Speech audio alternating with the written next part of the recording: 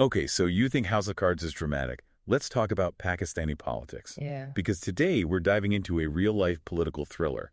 We're talking about Imran Khan, the cricket star turned prime minister. Right. And now he's been in jail since August of 22, with all these allegations of mistreatment swirling around him.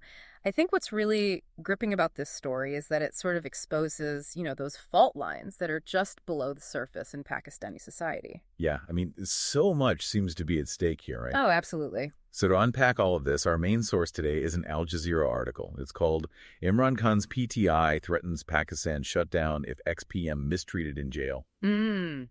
Just to give folks some context, Imran Khan, he's not just any politician. I mean, this guy was a national hero, a cricket star who led Pakistan to a World Cup victory, and then he made this huge leap into politics. Yeah, and eventually became prime minister. That's where things... Wow, and now we're hearing that Khan is being mistreated in prison too. I mean, his Well, sisters are saying that he's being denied proper food, that they've left him in the dark, cut off his electricity, he's isolated from his family, his doctors, even his lawyers. And Khan himself, he actually managed to send out an X message saying that he's being kept literally in the dark. Yeah, and if these allegations are true, I mean, that's deeply concerning, not only for Khan's personal well-being, obviously, but for what it says about the state of Pakistani democracy. And, it really raises some serious questions about due process, the fair treatment of political prisoners, and the potential for abuse of power. Right, and Khan's party, the PTI, I mean, they're understandably furious. They're actually threatening a nationwide shutdown if their demands for his better treatment, if those aren't met. But I have to ask, I mean, is this genuine concern for their leader? Or is it just a calculated political tactic? Yeah, that's the million-dollar question. I mean, the PTI is a major force in Pakistani politics, and they definitely have an interest in portraying Khan as, kind of a martyr. So a nationwide shutdown, I mean, it could cripple a country, sure, but it could also really galvanize public support for Khan and put pressure on the government to give in. But you have to keep in mind there's skepticism too. Some analysts, they're saying this is more about internal power struggles within the party, that it's not actually about genuine concern for Khan himself. Okay, and there's another layer to this too, right? Because the PTI, they're also pointing fingers at the military, claiming that they're the ones calling the shots behind Khan's imprisonment. But hold on a second. Wasn't the military on Khan's side at one point? Ah, yes, the military. Their role in Pakistani politics, it's a tangled web, to say the least, often operating kind of in the shadows.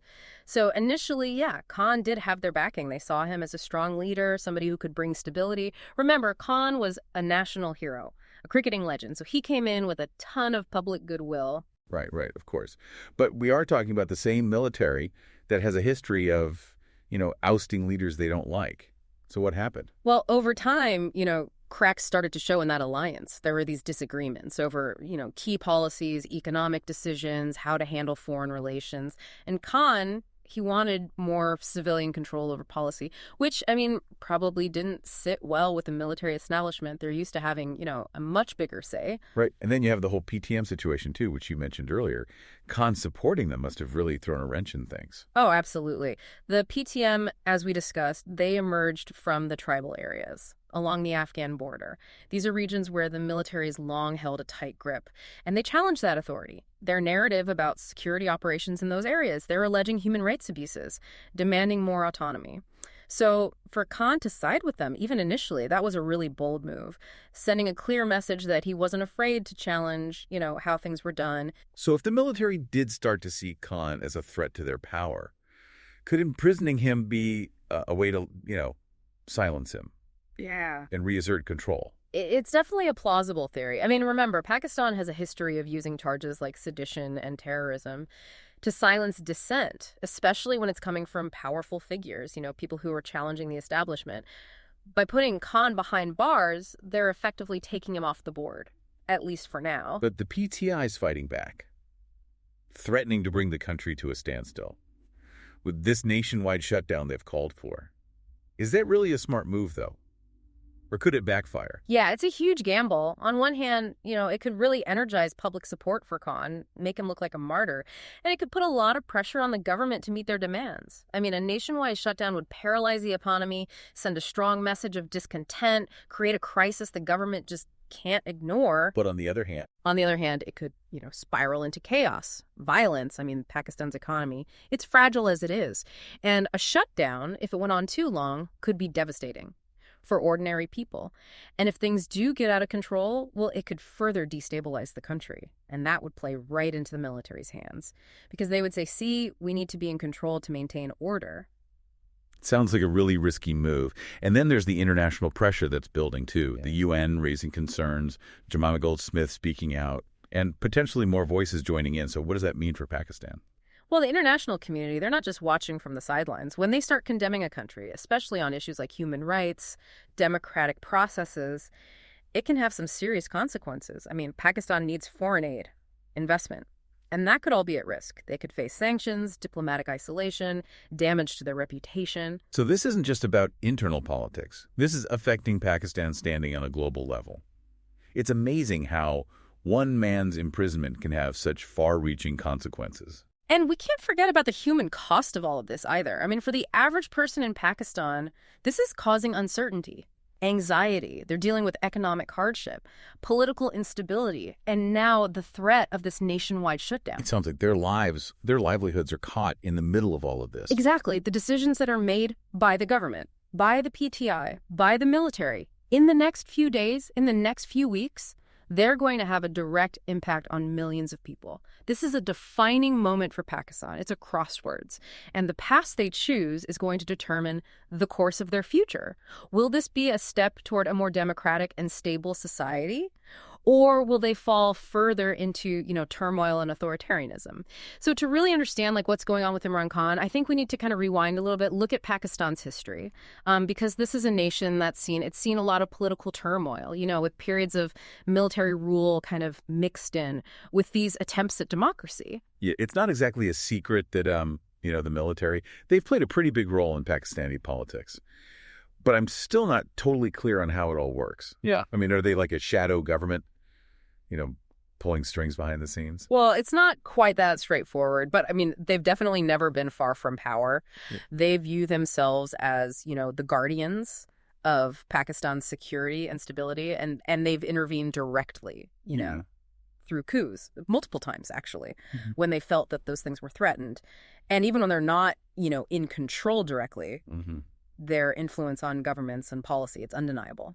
So, how did Khan handle that relationship? Was he always at odds with the military, or did something change? It's actually a pretty interesting story. So when Khan first came to power, he did have the military support. They saw him as this, charismatic leader who could unite the country, and project a strong image on the world stage.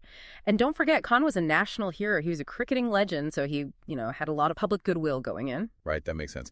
But this is the same military that, as we said, it has a history of, getting rid of leaders they don't like. So what went wrong? Well, over time, some cracks started to appear in their alliance, their disagreements over key policies, especially economic decisions and, how to approach foreign relations.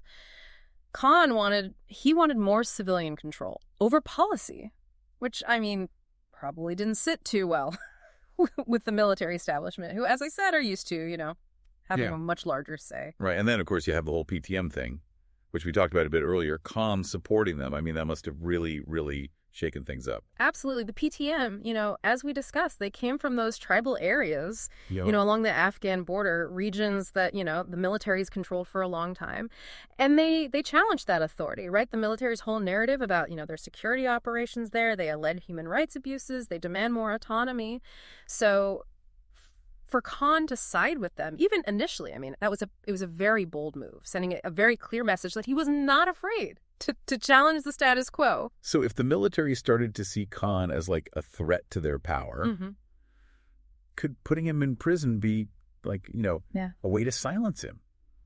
reassert control. I mean, it's a totally plausible theory. Remember, Pakistan does have this history of using charges like sedition and terrorism to, silence dissent, especially when it's, coming from powerful people who challenge the established order. So by putting Khan in jail, they're essentially, removing him from the equation. At least temporarily. But the PTI, they're not just like standing by, right? They're fighting back, threatening to, bring the whole country to a standstill. With that nationwide shutdown, is that a smart move, though? Or is that just going to backfire on them? I mean, it's a very high-risk, high-reward situation, right? On the one hand, it could really rally public support for Khan. It could make him look like a martyr. And it could put a ton of pressure on the government to meet those demands. I mean, a nationwide shutdown, it would paralyze the economy. It would send a very powerful message of discontent. And it would create a crisis that the government just couldn't ignore. Right, but on the other hand... But on the other hand, it could also, it could descend into chaos, violence. I mean, Pakistan's economy is already really fragile, and a shutdown, especially a prolonged one, I mean, that could have devastating consequences for ordinary people. And if things do get out of control, well, that could actually destabilize the country even further. And that would play right into the military's narrative, which is that, they need to be in control to maintain order. Right. So it's really risky. And then we have, the international pressure, too, which is building. The UN is raising concerns. We have Jemima Goldsmith speaking out, and there's, potentially more voices coming out. What does all that mean for Pakistan? Well, the international community, they're not just sitting back and watching this happen when they start, condemning a country, especially on things like, human rights, democratic processes. It can have, very real consequences. Pakistan relies on foreign aid. They need investment. And, that could all be jeopardized. They could be hit with sanctions, diplomatic isolation. Their reputation could be damaged. So this is about way more than just internal politics. This is impacting how Pakistan is seen, globally. It's kind of wild, how one man's imprisonment can have these, huge ripple effects. And we can't forget about the human cost of all this political maneuvering either. For the average person in Pakistan, it's a time of uncertainty. It's causing anxiety. I mean, they're already dealing with economic hardship, political instability, and now, this threat of a nationwide shutdown. Yeah, it sounds like their livelihoods. I mean, they're right in the middle of this power struggle. Exactly. The decisions that are made by the government, by the PTI, by the military. I mean, in the coming days, in the coming weeks, they're going to have a direct impact on millions of people. This is, it's a turning point for Pakistan. It's a crossroads. And, the path they choose now is going to determine the course of their future. Will this be, a step toward a more democratic and stable society? Or are they going to slip further into, turmoil and authoritarianism? Okay, so we've looked at the backstory. We know who the players are, and we've talked about what could happen. But the big question is, what's next in this Pakistani political drama? I mean, where does it all go from here? Yeah, that's the big question, isn't it? I mean, there are a few possible scenarios. The government could take a hard line, refuse to budge on Khan's imprisonment, and risk, further escalation with the PTI, with those shutdown threats. I mean, that could lead to this really dangerous standoff, and nobody knows what'll happen. Right. It sounds like that could be like a total disaster. Yeah. Especially with, the economy already struggling. Yeah. But could the government really afford to back down at this point? I mean, wouldn't releasing Khan now after all this, wouldn't that make them look weak? Both in Pakistan and internationally. Yeah, it's a tough spot for them. I mean, if they release him under pressure, it could definitely make them look weak, and it could embolden their opponents. But a nationwide shutdown, that could be devastating for the economy, and it could lead to violence. Unrest. They're really walking a tightrope here, trying to balance their authority with keeping things somewhat stable. And then you have the wild card in all this, right? Yeah. The military. What role do you think they'll play in all this in the coming weeks and months? I mean, are they going to stay behind the scenes, or are they going to step in? Oh, they're definitely watching this really closely, calculating their next move. They might prefer to, stay in the background, exert pressure on both sides, the government and the PTI, to try and reach some sort of compromise that benefits them, obviously, because their priority is stability. They don't want a total breakdown, where they'd have to intervene directly. But what if, what if what they want, what if it clashes with what the PTI wants? with what Khan's supporters want? I mean, could this lead to like a direct conflict between the military and the people? I mean, that's the nightmare scenario, and it's definitely one they want to avoid. If the military cracked down on protests, it would be a disaster for Pakistan. How they're seen internationally, and it could really inflame things within the country, and it would be a huge setback for any hopes of any kind of democratic progress. So Pakistan is really at a crossroads, facing some really, really tough choices. So for our listeners, what should they be looking for, in the coming weeks and months? What are the signs that might tell us which way this is all headed? Yeah, there are a couple of key things to watch. First, the PTI's actions. Are they actually going to follow through on this shutdown threat? And if they do, how's the government going to react? Are they going to crack down? Are they going to negotiate? Or are they just going to try and wait it out? And what of the military? What should we be, watching for there to see how involved they are? Yeah. Pay attention to any statements, any actions coming from, the military leadership. Are they pushing the government to be tougher? Or are they saying, hey, let's be calm, let's talk this out? Are they trying to mediate between the two sides? Or are they just staying out of it, letting things play out? I mean, what they do or don't do, it'll tell us a lot.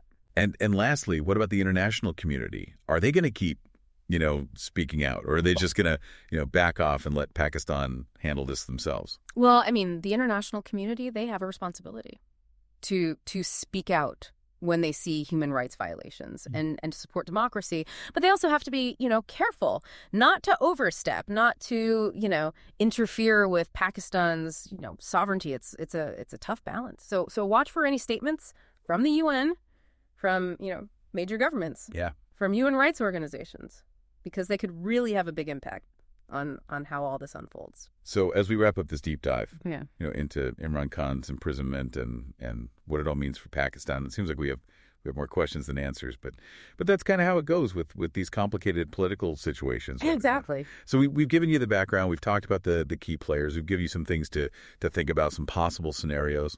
Right. So now it's up to you. Stay informed. Think critically about what you're reading, what you're hearing, and form your own opinions. This is a story that's still unfolding, and the decisions that are made by the government, by the PTI, by the military, by the international community, they're going to determine what happens next. And to everyone listening, this is just a reminder that politics, I mean, it's not just something that happens somewhere else. It affects real people's lives in really big ways. So stay engaged, keep asking questions, and never underestimate your own power to make a difference, even if it's, just by staying informed and speaking up.